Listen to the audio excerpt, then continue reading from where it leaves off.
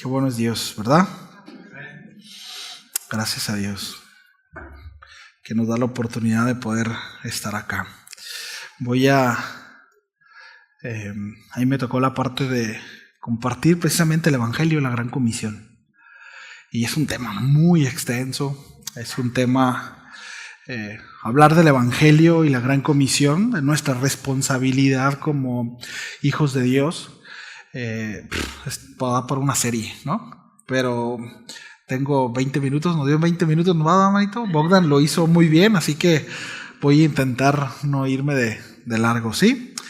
Así que, pues bueno, después de haber escuchado el glorioso mensaje del Evangelio, ¿sí? A través de nuestro hermano Bogdan, esa buena noticia de que Cristo murió por nuestros pecados, Él tomó nuestro lugar, sí, como bien lo decía Bogdan, ¿no?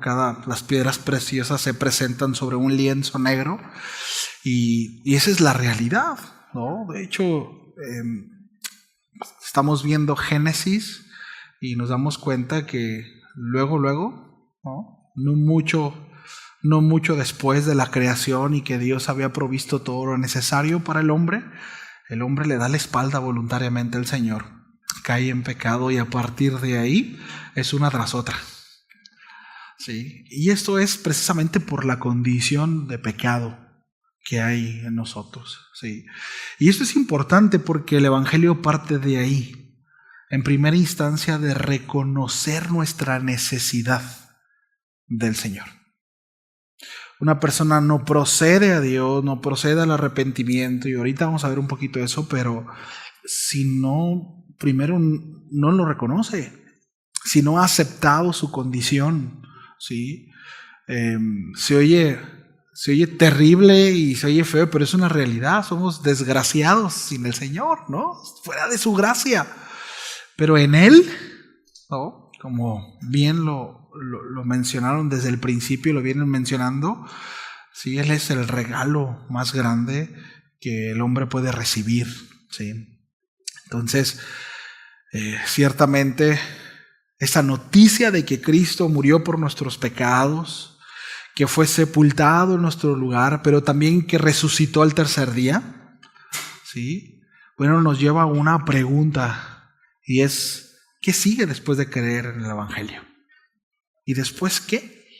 Porque la realidad es que el Evangelio no termina con nuestra salvación personal, ¿sí? La obra redentora de Cristo no culmina con el perdón individual, sino en una misión global. Sí. Y el texto base que utilicé es Mateo 28, del 16 al 20. Es la culminación del Evangelio. Pero es importante notar que Mateo cierra su Evangelio no con una parábola, no con un milagro, sino con una orden. Y esto es importante notar, ¿sí? No es una sugerencia para el creyente entusiasta, sino un mandato del Rey resucitado para los suyos, para la iglesia, ¿sí? En el versículo 16 dice, pero los 11 discípulos se fueron a Galilea, al monte donde Jesús les había ordenado, y cuando le vieron, dice, le adoraron. Los 11 le adoraron, pero algunos dudaban. Sí, ¿cuántos saben que de repente se puede adorar con duda? Bueno, Jesús se acercó y les habló diciendo, esto es importante, pongan atención, toda potestad me es dada en el cielo y en la tierra. Por tanto, id y haced discípulos a todas las naciones, bautizándolos en el nombre del Padre, del Hijo y del Espíritu Santo, enseñándoles que guarden todas las cosas que os he mandado. He aquí yo estoy con vosotros todos los días hasta el fin del mundo. Amén. Qué precioso, ¿verdad? Pasaje. Mateo ha presentado durante todo su evangelio, ha presentado a Jesús como ese rey mesiánico, ¿sí? El cumplimiento de las promesas hechas a su pueblo, hechas a Israel, han sido cumplidas en Cristo como Mesías. Ahora ese rey ha sido rechazado, ha sido crucificado, pero ha resucitado. ¿Sí? Y la gran comisión precisamente es eso, no es un plan de emergencia, sino es el desenlace precisamente del Evangelio según Mateo. Sí. Ahora, voy a empezar por aquí. Toda potestad me es dada en el cielo y en la tierra. Unos pasajes antes vemos que los discípulos vieron a Jesús, dice que le adoraron, pero algunos dudaban. Y esto es importante porque el Evangelio no descansa en la perfección del portador, no descansa en quien lo ha de predicar, el Evangelio descansa en él como perfecto. Porque al final los discípulos, usted y yo, en algún momento podremos flaquear. Por eso es tan importante, familia, que nosotros no prediquemos un evangelio centrado en nosotros mismos, ni tampoco en el ser humano, porque ese ya es un evangelio falible. El evangelio se sustenta en Él. Él es perfecto. Él es el Todopoderoso. ¿Sí? En Él. Ahora, Jesús comienza, ¿verdad?, diciendo: toda potestad me es dada en el cielo y en la tierra. Ahora, antes de la ordenanza, primeramente hace una declaración de autoridad. ¿Quién es Él? Esta palabra potestad en griego se refiere a una autoridad soberana, a una autoridad legítima y absoluta. No es una fuerza bruta, es un derecho real. ¿Sí? Cristo afirma que toda autoridad celestial, terrenal, espiritual, ¿sí?, le pertenece. Esto significa que la misión, de nuevo, no depende del poder de la iglesia. No depende de nosotros. La misión descansa en Él, no en los recursos humanos. No se sostiene con estrategias modernas. No se sostiene con estrategias de crecimiento. No. Se sostiene en Él. Se trata de Él. ¿Sí? Por eso es tan importante. Antes de la misión es: toda potestad me es dada. Yo. Sí. Esa gran comisión se sostiene sobre el trono de Cristo resucitado. Sí.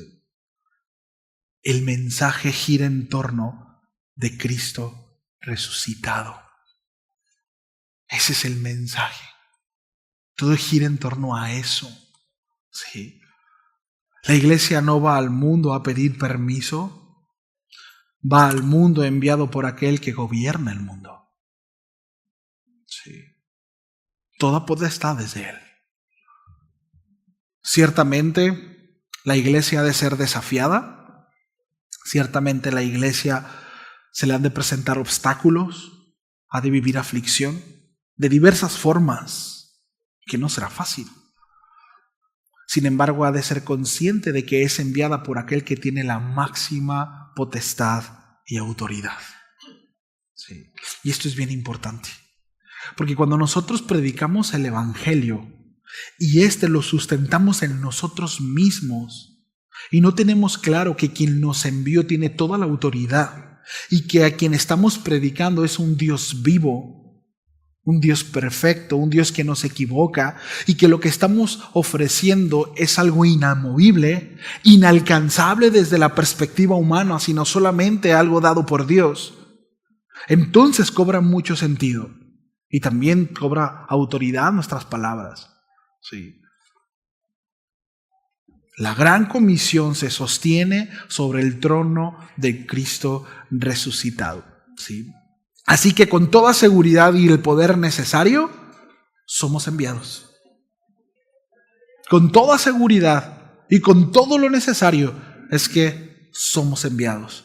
Somos enviados. Dice, por tanto, es decir, por cuanto yo tengo la máxima autoridad, por cuanta toda potestad me es dada, toda, dice, por tanto, id. Y esto es bien importante. Alguien aquí se ha preguntado, es que no sé cuál es el propósito para mi vida. Llegamos a Cristo y decimos, bueno, Señor, a ver, ¿cuál es el propósito para mi vida? Si eres iglesia, ya lo tienes. Ve y haz discípulos. Por tanto, id. Id y haced discípulos. En el texto original, el verbo principal no es id, sino es hacer discípulos. Ir es un participio que implica en un movimiento continuo. Mientras van en el camino, en la vida diaria, bueno, la orden no es hacer convertidos, no es llenar templos, no es producir eventos. No, la orden es hagan discípulos mientras andan, mientras van en la escuela, en el trabajo, en la casa, en la oficina.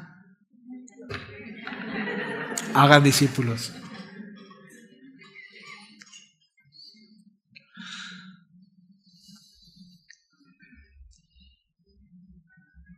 Mientras anden, hagan discípulos. Hagan discípulos. La orden es eso, hacer discípulos. Ahora, la pregunta es, ¿discípulos de quién? ¿Nuestros? Esto es interesante. Porque de repente decíamos, hay quienes se reproducen, ¿no? Pero qué terrible, ¿no? Imagínense, un montón de ángeles. Dios guarde, ¿no? ¿Discípulos de quién? Y lo voy a llevar al terreno de la familia. Pero como padres, ¿sí? Ahora no quiero quitar la responsabilidad y ahorita vamos a ir a eso, porque debemos de modelar el evangelio, por supuesto. ¿Sí? Debemos de modelarlo. Pero no podemos pretender que nuestros hijos sean como nosotros. No sé si me explico. Es decir, tenemos que tener bien ubicado el hecho de que debemos de reproducir a Cristo en ellos, es decir, llevarlos a la persona de Jesús. Sí. Ahora, ¿discípulos de quién? ¿Nuestros? No. Y repito, el problema en muchos sectores de la iglesia, porque sí es que los pastores son los que se reproducen. Los evangelios son los que se reproducen. Y no debemos de reproducirnos nosotros mismos. Es Cristo quien se debe de reproducir. Es Cristo quien se reproduce. ¿Sí? No pretendemos ser como quien nos predicó, ¿verdad? Es decir, quien me predicó a mí, yo no pretendo ser como Él, yo pretendo ser como Cristo. Y ciertamente Él modeló el carácter de Cristo y hubo cosas, ¿sí?, que de alguna manera en mí me hicieron ver que el Señor estaba en su vida, había un respaldo en su vida. Sin embargo, no es voy a ser como Él, sino voy a ser como Cristo. Y hay muchas cosas de hombres piadosos de los cuales nos topamos en la vida, las cuales podemos abrazar y que son muy buenas y bien haríamos en tenerlas y en practicarlas. Pero al final, mi objetivo, en mi caso voy a poner un ejemplo, ¿no? No quiero ser como Raúl Borboa. Aun cuando admiro a un pastor y es un hombre de Dios, pero mi mirada no puede estar puesta en él, sino en Cristo. Sí. Entonces, esto es importante, repito, no pretendemos ser como quien nos predicó. Avanzamos hacia la estatura del varón perfecto. ¿Y quién es ese varón perfecto? Cristo, es el Señor mismo.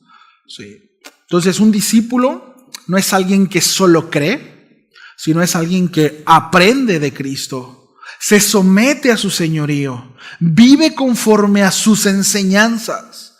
Así como Cristo aprendió, así como Cristo se sometió, así como el Señor vivió conforme, ¿verdad?, al Padre mientras caminó entre nosotros, bueno, así también nosotros debemos de hacerlo y enseñar a otros que lo hagan. Sí. La iglesia puede tener muchos asistentes, pero pocos discípulos. En algún momento, entre la multitud, llegaron con el Señor y le dijeron: Señor, Señor, he aquí tu madre y tus hermanos te buscan. El Señor, por supuesto, con un propósito. Pero dice el Evangelio de Marcos que apuntando a sus discípulos dijo: he aquí mi madre y mis hermanos, porque todo aquel que hace la voluntad de mi Padre, ese es mi madre y mis hermanos. Es decir, nos identificamos con el Señor precisamente por el carácter de Cristo. que se sujetó y vivió bajo la autoridad del Padre. Sí. Repito, la iglesia puede tener muchos asistentes, pero pocos discípulos. Y es interesante porque fuimos llamados a ser discípulos. Y Jesús también dijo, aquel que no se niega a sí mismo, aquel que no tome su cruz y me siga, no puede ser mi discípulo. Y es interesante porque dijo, no puede. No puede. Cristo no nos envió a producir números. Nos mandó, ¿verdad?, a reproducir a Cristo, precisamente ser discípulos obedientes. Hacer discípulos es más que predicar el evangelio, familia. Eso no es hacer discípulos. Es asegurarnos, a ver, hermanos, un carro azul, Elón, favor de mover de la entrada de una cochera. Gracias. Hacer discípulos es más que predicar el evangelio. Es asegurarnos que el mensaje esté claro. Es invertir tiempo. Es invertir dinero, recursos. Sí. Es afligirte junto con aquel que le estás dando seguimiento. Es llevarlo a reconocer a Jesús como su Señor, no solo como su Salvador. Que son dos cosas distintas, pero van junto con pegado. Porque de repente no tenemos problemas con Jesús el Salvador, pero sí tenemos problemas con el señorío de Cristo en nuestras vidas. Sí lo podemos hacer nuestro Salvador, pero nos cuesta trabajo que sea nuestro Señor, porque si es nuestro Señor implica que Él manda y debemos de hacer lo que Él quiere, no lo que se nos pegue la gana. Y a veces nos gusta mucho hacer lo que se nos pegue la gana, ¿verdad? ¿Es la realidad? Sí. Entonces llevar a la gente a no solo reconocer a Jesús como su Salvador, sino como su Señor. Sí. Ahora el mandato es eso, ¿verdad? Ir a predicar.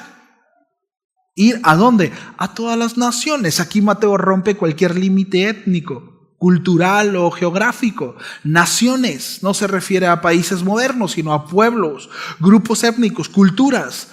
La misión es global, es inclusiva, transcultural, a todos. ¿A quién le tengo que predicar, pastor? A todos, en donde andes, donde quiera que estés. Donde quiera que estés, en lo que estés haciendo, predica a Cristo, haz discípulos, preocúpate por la gente, mira la oportunidad para poder predicar.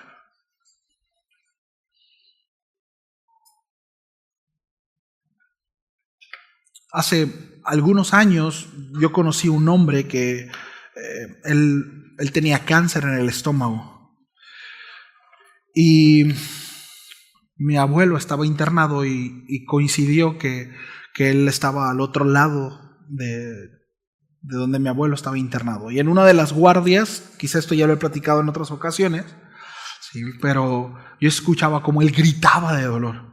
Pero gritaba y con sus gritos hablaba del evangelio y citaba salmos y en una ocasión me tocó entrar y que estuvieran las enfermeras y algunos doctores escuchándolo predicar. Y él les predicaba y de dolor él se hincaba en la cama y con ese dolor y él les predicaba y les hablaba de Cristo y les decía que se arrepientan. Pero tenía una gracia para hacerlo. Y él me dijo eso. Me dijo, Ángel, nunca pierdas la oportunidad de predicar el evangelio. Él falleció de cáncer. Pero él, hasta sus últimos momentos, aprovechó para predicar el evangelio. Él entendió la misión.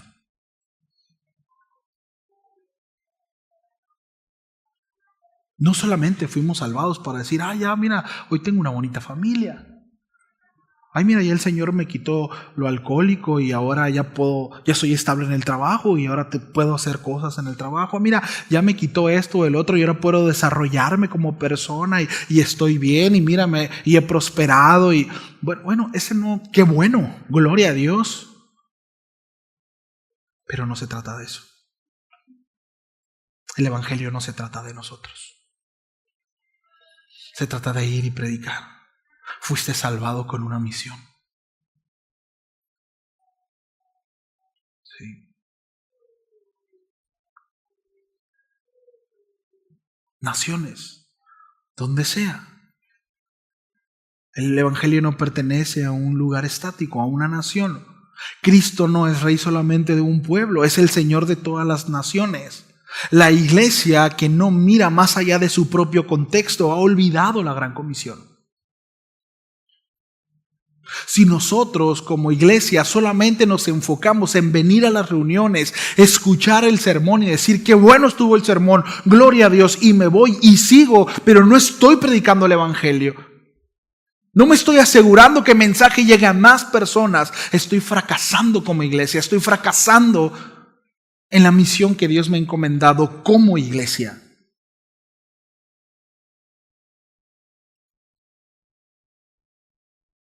Yo estoy convencido, normalmente hay predicadores o hay pastores que se enfocan mucho afuera y de repente tienen ovejas desnutridas dentro de la iglesia. No les predican a su iglesia, no les dan contenido y no se nutren y su corazón está en los de afuera y evangelizan y son muy emocionales y van y alcanzan, pero hay ovejas desnutridas y está el otro extremo en donde podemos tener a las ovejas gordas.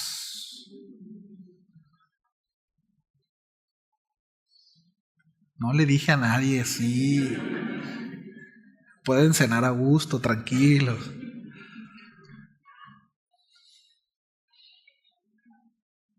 Pero no se voltea afuera. Solo nos estamos llenando de conocimiento y de conocimiento y de conocimiento. Y sí, muy buena teología. Y sí, muy buena doctrina. Y sí, puedes trazar el Evangelio de una manera... Pero un corazón frío, duro. Tampoco estamos haciendo lo correcto.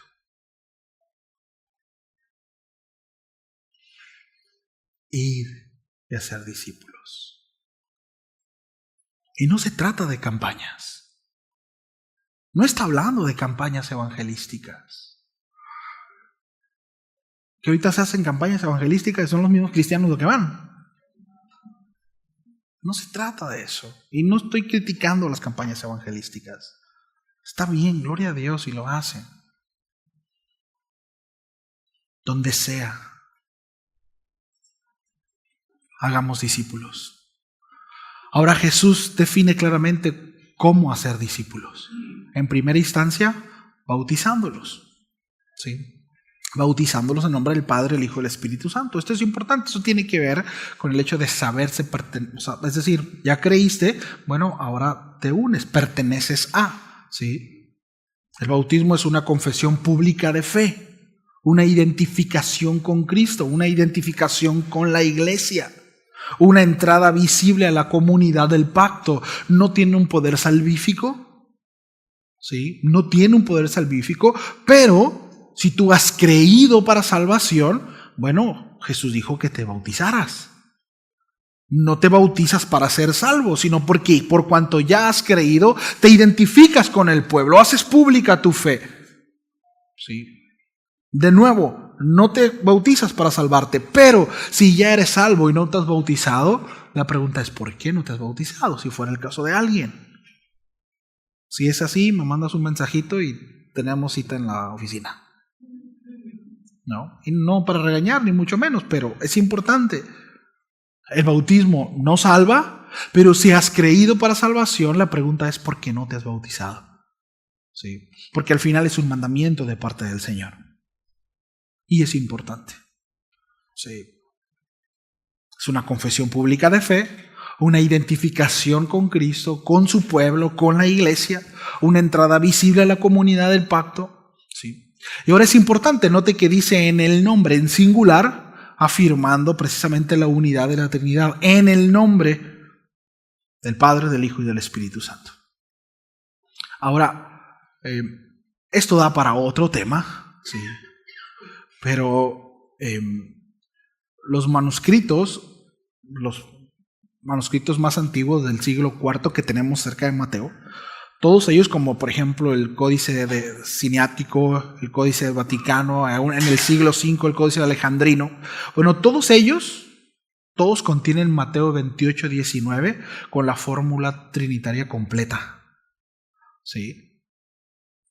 Pero hay una de las máximas autoridades en cuanto a la crítica textual, que por ahí en la crítica textual hay quienes afirman que los manuscritos más antiguos está mutilada esta parte, pero que es Bruce Metzger, no sé si se pronuncia así, pero él afirma que no hay una evidencia manuscrita que sugiera una forma más corta del texto de Mateo. ¿Sí? Es decir, no hay una evidencia escrita acerca de que se deba de bautizar o a que hay un mandato de que solo se debe bautizar en el nombre de Jesús. ¿Sí? Ahora, en el nombre en singular, Padre, Hijo y Espíritu Santo, de nuevo afirmando esta unidad trinitaria. Ahora es importante lo siguiente: el énfasis de la predicación del Evangelio no es el bautismo. ¿Sí? No es el bautismo. La salvación es dada por gracia y se recibe por fe. ¿Sí? Aquí Jesús nos está dando de alguna manera el qué hacer. Predicaste el Evangelio, llévalo a bautismo, que se identifique con la fe. ¿Sí? Entonces, el énfasis de la predicación del Evangelio no es el bautismo, sino que el hombre, proceda al arrepentimiento de sus pecados, abrazando para sí el regalo más preciado en la historia de la existencia humana, que es Cristo. Ese regalo, el sacrificio vicario de Cristo. Sí. Es decir, que Él tomó nuestro lugar. Por tanto, ese Evangelio, así como el discipulado, comienza con una fe que no se esconde. Es una fe pública. Sí. Muchos de nosotros no predican en su trabajo porque son de la secreta, ¿no, Iván? ¿A poco eres cristiano? Tengo como 12 años conociéndote y no sabía que eras cristiano. Pues sí, güey, hay una iglesia, hay casa de oración. Órale, no sabía que eras cristiano. Qué tremendo, ¿no? Enseñándoles que guarden todas las cosas que os he mandado. ¿Cómo voy en tiempo? El énfasis de esta frase es enseñándoles. Voy a meterle velocidad. Tengo 1:30 todavía. El énfasis de esta frase es enseñándoles. Es decir, a ver, ¿qué hemos de enseñar, familia? Ahí dice, ¿verdad? Todas las cosas que os he mandado. ¿Y cómo hemos de enseñar todas esas cosas que el Señor os ha mandado? A ver, participación. A ver, niños. ¿Sí? Ajá, pero leyendo la palabra, ¿no? Es decir, en la Biblia vamos a encontrar las enseñanzas de nuestro Señor Jesucristo. Dice, enseñándoles todas las cosas que os he mandado. Vamos a la Biblia. Pero ¿cómo hemos de enseñar todas esas cosas que os mandó? Pues a veces ni leemos la Biblia. Ahí nos andamos inventando, ¿verdad? Cosas. Es que eres un guerrero de la vida, ¿verdad? Y yo te veo así como, ¿verdad? Está bien, son buenos deseos. Acuérdate, ¿verdad? Que el Señor le da las batallas más fuertes a sus mejores guerreros. Todo obra para bien. Se oye bien, pero ese no es el Evangelio. Ese no es el Evangelio. Ahora es importante notar esto. Dice que guarden. Que guarden. no solo enseñar contenido, sino enseñar obediencia. Guardar no es que agarren la Biblia y la guarden. No, yo sí guardo la Biblia, y bien guardada, ni la sacas. Es obedecer. Como al principio mencionamos, ¿no? Que Cristo se sujetó. Sí. Estuvo bajo sujeción. No dice que conozcan, no dice que opinen, que discutan, sino que guarden. Hemos de modelar el evangelio guardando las cosas que os ha enseñado a través de su palabra. Por tanto, el discipulado bíblico forma convicciones, carácter, obediencia práctica. Un discipulado que no transforma la vida no es un discipulado cristiano. Pero debemos de asegurarnos, y todo empieza desde entender que somos llamados y que es un mandamiento de parte del Señor. No es una sugerencia. Es como cuando nuestro padre, ahora nosotros como papás, le decimos, mira, me voy a ir, pero cuando regrese quiero que laves los trastes. Y de repente se escucha que llega el carro y volteas a ver los trastes, ¿no? No lavé los trastes. Ahora nosotros como papá, llegar y ver los trastes sucios. Bueno, el Señor se fue y nos dijo, vayan y hagan discípulos. Vamos a rendir cuentas como iglesia. Si tú te aventaste la de la secreta durante toda tu vida y anduviste camuflajeado ahí con los del mundo y sí creíste para salvación, pero vas a rendir cuentas. Todos lo haremos. Predicar el evangelio no es lo mismo que hacer discípulos. Son dos cosas distintas. Sí. Son dos cosas distintas. Promesa en el versículo 20. He aquí yo estoy con vosotros todos los días hasta el fin del mundo. La misión es difícil. Muchas veces nos van a dar para atrás. Yo recuerdo que quien fue nuestro pastor muchos años, Pastor Chuy Heredia, que lo conocen, pero a mí me tocó verlo llegar y decirle a mi mamá, no, qué enfadoso, ¿por qué viene? Está bien que vayamos a la iglesia, pero que vengan a la casa, qué enfadoso los cristianos. Y era verlo llegar, cerrar la puerta y meterme. Después se ganó el cariño de la familia. Yo le doy gracias a Dios por la vida de él y Juanita, porque persistieron. A veces en mi casa había fiestas, con un bote mi papá, mi mamá, los Tucanes de Tijuana, todo lo que daban, y llegaban, y se sentaban, y convivían, y predicaban. Eran luz. Entonces, yo le doy gracias a Dios por la vida de ellos. Porque no se hicieron, y muchos de nosotros, no, ni me saludó. ¿Verdad? Se le echa.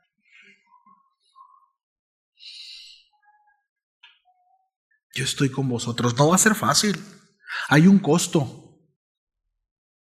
Cristo no envía solo a los suyos, dice, yo estoy con ustedes. A donde van yo estoy.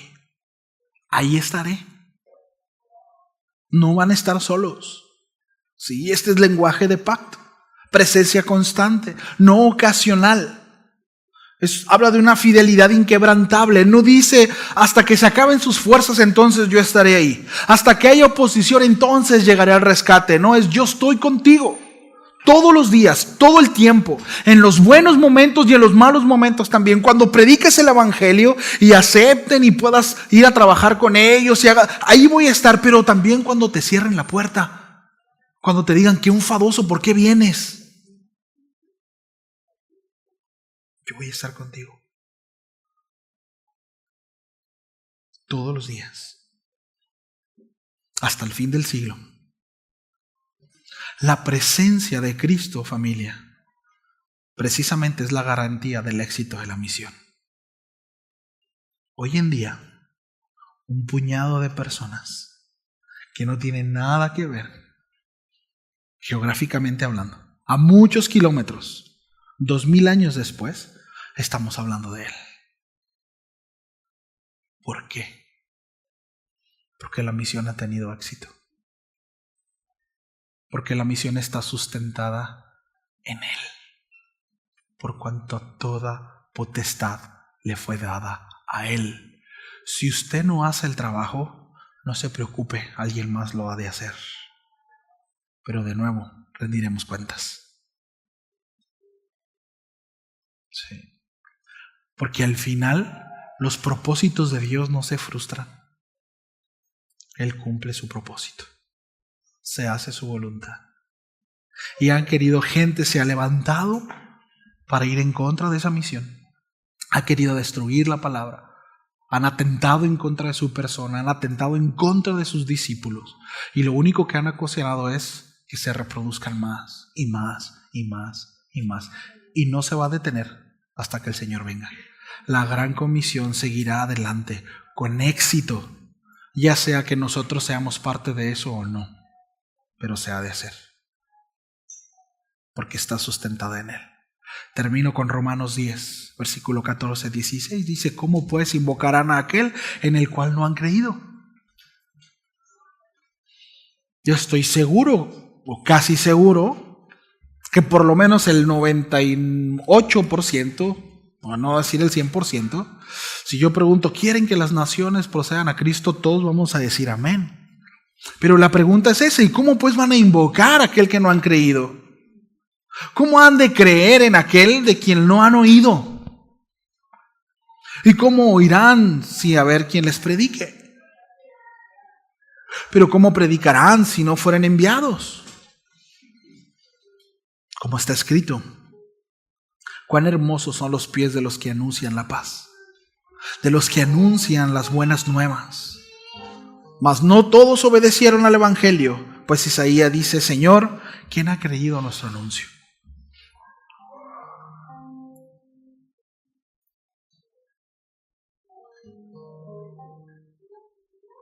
Bueno, ya fuiste enviado. Ya Cristo te envió. Tienes todo lo necesario. Os conviene que yo me vaya. Enviaré a otro consolador. Él les enseñará todas las cosas. Él estará con ustedes. Ya tienes lo necesario, iglesia. Ya fuiste capacitado. Ya fuiste habilitado con su Santo Espíritu. Tienes su palabra.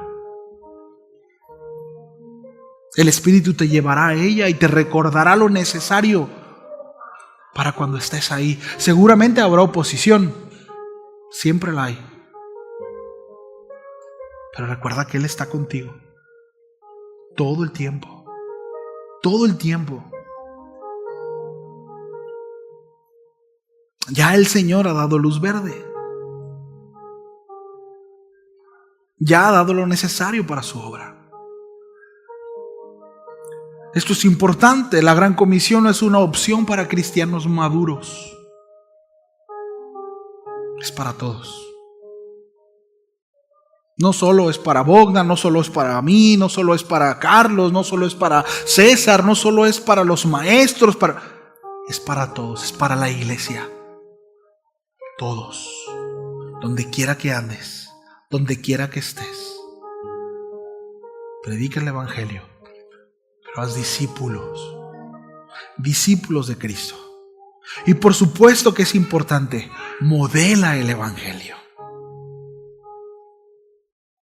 modela a Cristo, pero no te presentes como el centro del mensaje.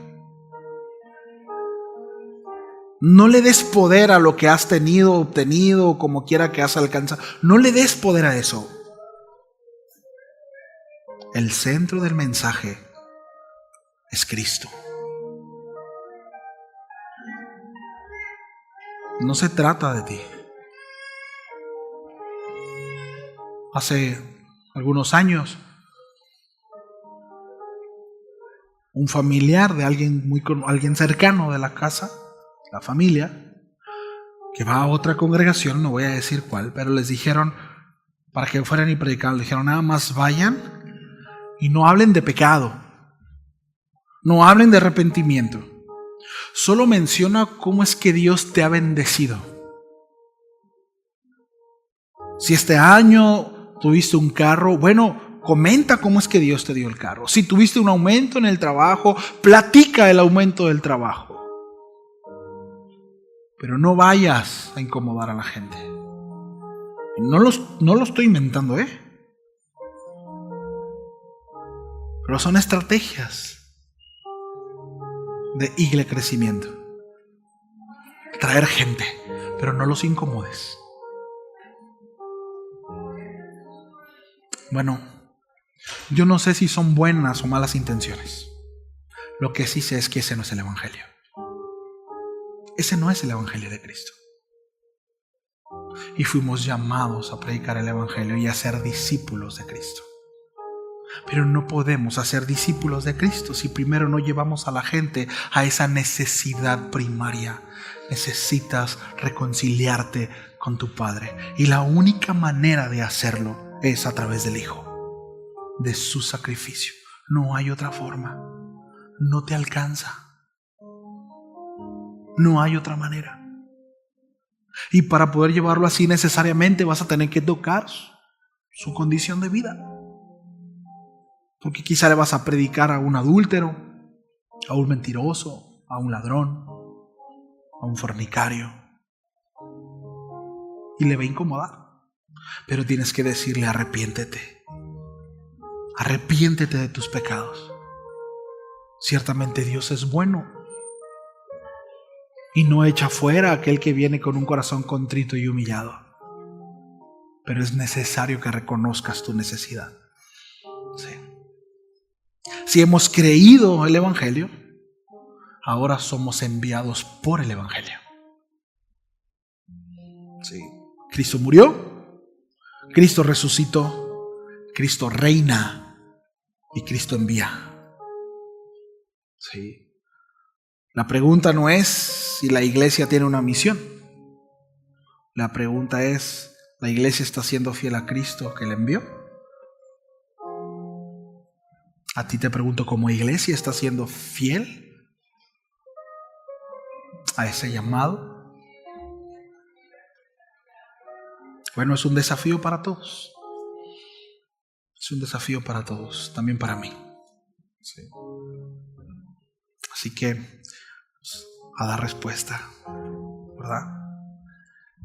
Son fechas en donde se presta para predicar el Evangelio. Se presta para acercarnos a nuestra familia y preguntarle, mirándole a los ojos: ¿cómo estás? ¿Cómo estás? ¿Te puedo servir en algo? Y quizás se va a abrir una puerta de oportunidad en donde tienes que invertir tiempo. Donde te diga: estoy muy mal, no sé qué hacer. Bueno, ahí es donde tenemos que entrar. Yo no sé si celebras o no celebras el 24 de la noche. No, aquí no intentamos imponer nada a nadie. ¿Sí? Si lo haces, sé luz. Sé luz. No amargues a la gente. Si no estás de acuerdo, no vayas a cenar porque vas a amargar a los demás. Si tú dices: no, es que Cristo no nació en el 25 de diciembre y eso es Saturnalia y le están adorando, y está bien, si esa es tu convicción, está bien, quédate en casa. Pero si esa es tu convicción y te invitan a cenar y vas a cenar y estás de mala gana y estás criticando, no lo hagas, hermano. No lo hagas. Ahora, si tienes la libertad de reunirte con tu familia y deseas celebrar el nacimiento de Cristo, y quizás en la reunión vas a tener el tío, el primo, el amigo que no conoce, busca la oportunidad para que Dios sea glorificado a través de tu vida. Sonríe. ¿Sí? Modela el Evangelio. Recuerda el gozo de la salvación. ¿Fuiste salvado? ¿Fuiste redimido? Bueno, alégrate. Y anuncia precisamente ese regalo que has recibido. ¿Sí? Aprovecha el tiempo. ¿Oramos? Señor, muchas gracias por tu palabra. Gracias, Señor. Gracias, Señor, porque no solo nos has salvado, también nos has dado una misión como iglesia. Pero no solo nos envías, Señor, sino nos das la capacidad, nos das lo necesario, Señor. Jesús, tú dijiste que nos envías al mundo como ovejas entre lobos. Y muchos de nosotros nos toparemos, Señor, con circunstancias difíciles. Nos toparemos con personas que no quieren saber nada de ti, que tienen malas intenciones. Señor, pero podemos tomar fuerza y valentía de tu promesa. Aún en ese momento, Señor, de dificultad, podemos abrazarnos de esa verdad de que estás con nosotros todo el tiempo. Y que también el deseo en tu corazón, Señor, es que todo hombre proceda al arrepentimiento. Y todo este tiempo de gracia, Señor, todo este tiempo que ciertamente es un tiempo difícil y complicado, Señor, el mundo cada vez evidencia más su naturaleza. Es tan evidente, Señor, su alejamiento de ti, a las conclusiones a las que llegan, Señor, en su gobierno, a las conclusiones que llegan en las familias, en la sociedad.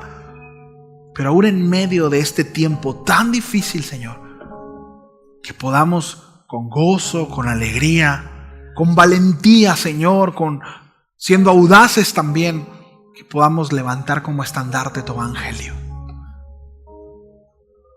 Y que el mundo se sorprenda, así como en su momento dijeron a sus discípulos, Señor, he aquí los que trastornan el mundo, que así también, Señor, en nosotros hay esa radicalidad en nuestra vida, no siendo religiosos, Señor, pero sí amando la verdad y comprometiéndonos contigo, Señor, sobre todo con esta misión que nos has dado de predicar el evangelio.